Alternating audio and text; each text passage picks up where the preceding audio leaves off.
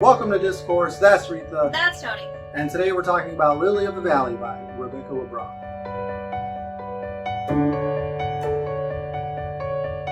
So Lily of the Valley is a collection of short stories that explore spirituality and the soul in different and interesting ways. Each story is different, but I feel like each story is trying to teach us a lesson. So I wasn't sure if the stories were about her life in particular. Maybe some parts were taken from her life and experiences she's had, because sometimes characters would have different names, things like that, or it's maybe following people that she knows and their stories. Possibly. I think there are fictional stories. In one, she talks about a group of friends that there's two boys and a girl, and then the people start talking bad about the girl behind her back, and she kind of gets alienated. But then in the end, one of the boys realizes that she wasn't stealing for drugs. She was stealing because her family was poor, and it kind of shows you that your preconceived notions or the preconceived notions of somebody else put upon you is often not correct, and you should try to be open-minded and talk to people about the things that are going on in their lives. I think a huge part of living is to fully have that human experience is to also get to know one another, connect on a deeper level, kind of live in someone else's shoes, and to understand things, because everybody's life is different, everybody's experiences are different in life, and it is interesting when you sit down. Yours is like vanilla cake. Right? Your life is the same thing every day. Wow. Yeah, a lot of screaming kids and torture. What I liked about this book was that it took the idea of the soul as like its own thing, and then in different short stories it talks about how the soul inhabits your body, and then what happens to it after you die, and then what happens to you before you're born. And this book is very spiritual. Yeah, very. References to God and religion and faith throughout most of the short stories. So in the last chapter she does talk about the soul and the spirit being two separate almost like entities, and that when we're born at birth they're both placed into your body. I feel like that in itself is such like a, what's the word? Is it metaphysical? Yeah, I think it's metaphysical, visionary. Yeah.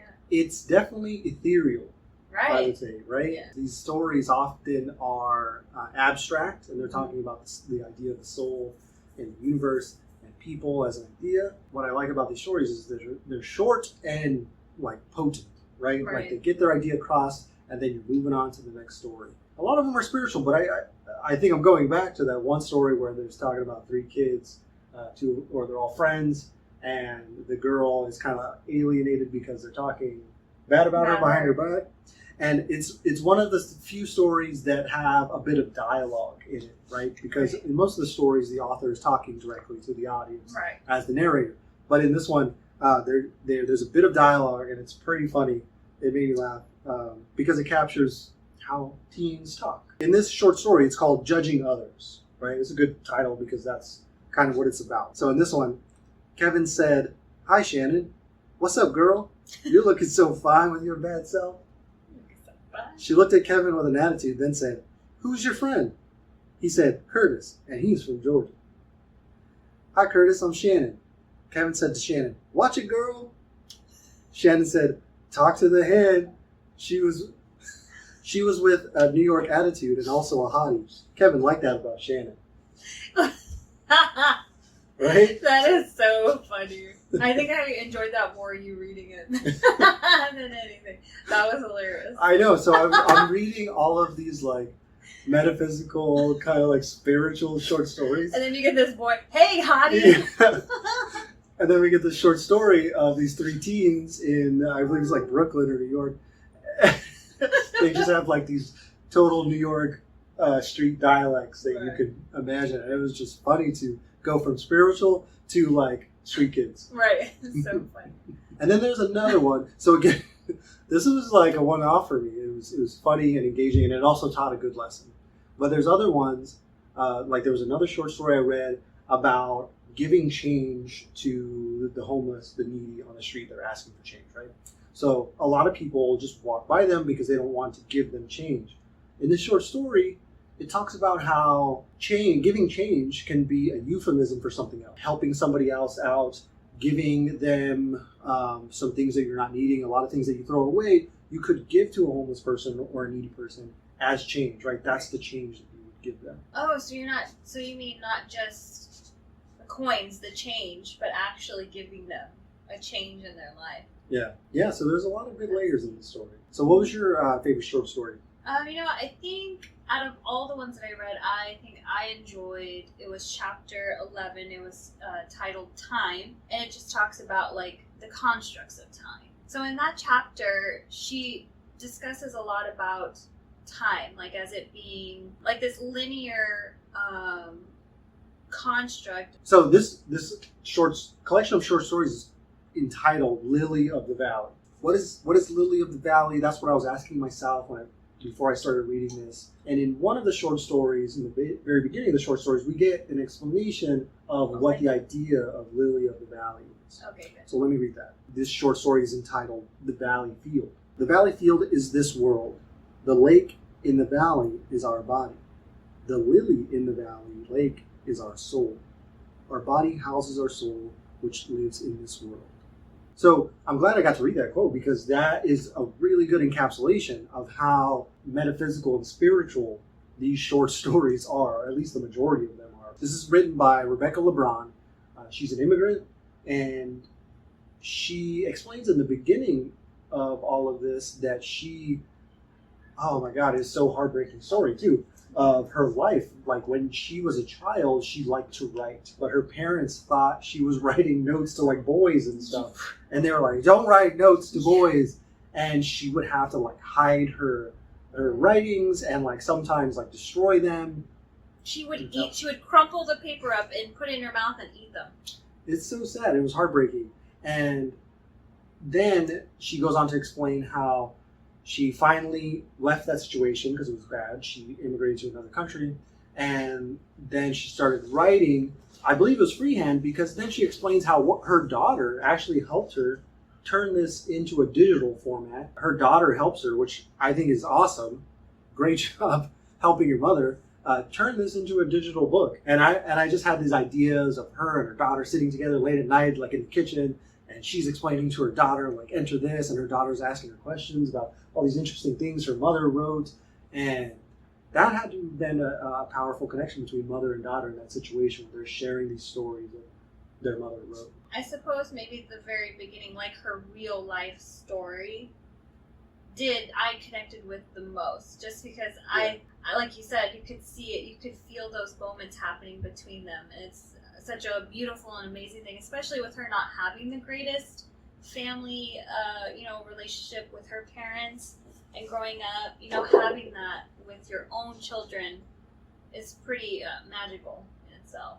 Yeah, I think her story was interesting right off the bat. It was a great start to the book, because it really colors the rest of the short stories, because now my mind is from the mind of hers, right? And I'm seeing all of these stories as like an immigrant would see another country, which is why it was interesting to see her perspective on homeless people or the kids, the youth in the streets of New York, and how they interact, and seeing the perspective of the world from her eyes was interesting. And then again, we get just an infusion of spirituality throughout the whole thing.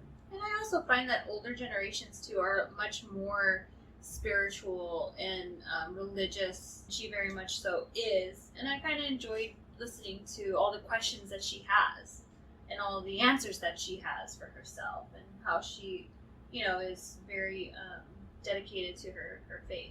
Yeah, I really appreciated her dedication to her faith, and the way she was able to articulate her dedication to that faith, and the more abstract ideas of the faith.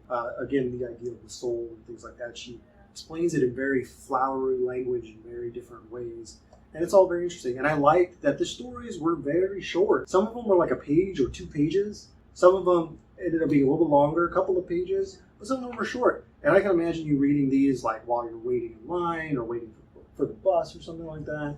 So they're all very easy to read, and a lot of them, after you're done reading, you just put that down and just start thinking about the stuff that just painted in your mind. Yeah, it's like we discussed. It is a lot of the questions are very metaphysical, like why are we born? Like, what's the reason? Yeah, what's my soul doing in my body? Yeah, what happens to our I've got a soul in there. Get it out. Yeah. what happens to the soul after you move on is, all these things.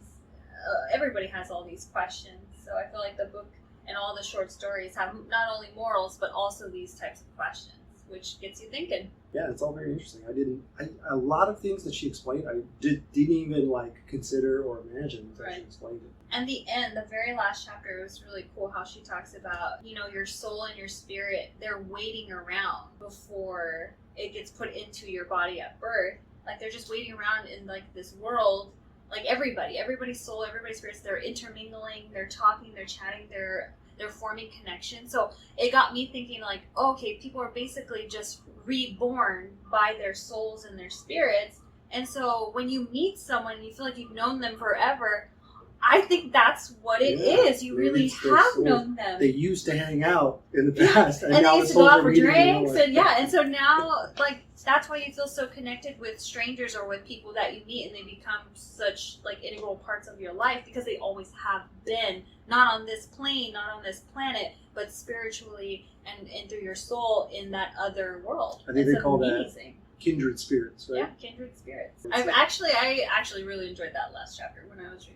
So her own mini biography at the very beginning was a very good setup to the stories, and then the last chapter was a very good wrap up. Yes, I loved it. Let me read this another quote from the book. It's from the short story "Please Step Forward," and it speaks to kind of what you were already saying, how the idea of the soul being something other, and